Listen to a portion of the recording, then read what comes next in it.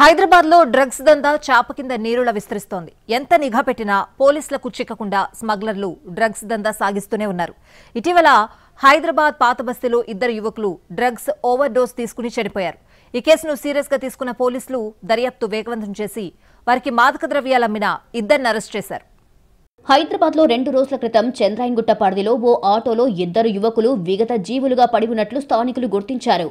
పోలీసులకు ఫిర్యాదు చేయడంతో వారు వచ్చి పరిశీలించి డ్రగ్స్ ఓవర్ డోస్ వల్లే చనిపోయినట్లు ప్రాథమికంగా నిర్ధారించారు. ఈ కేసులో ఇన్వెస్టిగేషన్ చేసిన పోలీసులు వాళ్లకు డ్రగ్స్ అమ్మిన ఇద్దరిని అరెస్టు చేశారు. ఇతర ప్రాంతాల నుంచి డ్రగ్స్ తీసుకొచ్చి అధిక లాభాలకి అమ్ముతున్నట్లుగా గుర్తించారు. ఇక్కడ చూడండి, వాళ్లే ఈ ముగ్గురు యువకులు. జార్ఖండ్కు చెందిన వీరిని మహమ్మద్ గులాం జిలానీ, ఫిరోజ్ బిన్ అలీ అలియాస్ సహీల్, సులేమాన్ ఖాన్ గా గుర్తించారు. ఇందులో ఇద్దరు యువకులు పాత బస్తీలోని ముగ్గురు యువకులకు డ్రగ్స్ అమ్మినట్లు పోలీసులు నిర్ధారించారు.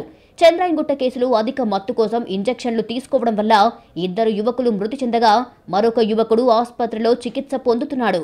చంద్రాయన్గుట్ట కేసులో దర్యాప్తు చేస్తుండగా జార్ఖండ్ యువకుల బాగోతం బయటపడింది. వారిని అరెస్టు చేసిన పోలీసులు వారి వద్ద నుంచి 100 గ్రాములకు పైగా బ్రౌన్ షుగర్, 1.35 కిలోల ఎండు గంజాయిని స్వాధీనం చేసుకున్నారు. ఇదే బ్రౌన్ షుగర్ ని చంద్రాయన్గుట్టలోని ముగ్గురు యువకులకు అమ్మినట్లు వారు విచారణలో ఒప్పుకున్నారు. మొత్తంగా డ్రగ్స్ ఓవర్ డోస్ కేసులో దర్యాప్తు చేస్తే అసలు సప్లైదారులు పట్టుబడ్డారు. అయితే వారికి డ్రగ్స్ ఎక్కడి నుంచి వస్తున్నాయి, ఎవరెవరికి ఇప్పటి వరకు డ్రగ్స్ సరఫరా చేశారు, వారి జాబితాలో ఇంకా ఎంతమంది ఉన్నారు, అసలు పూర్తి నెట్వర్క్ లో ఎంతమంది ఉన్నారు అనే దానిపై పోలీసులు దర్యాప్తు చేస్తున్నారు.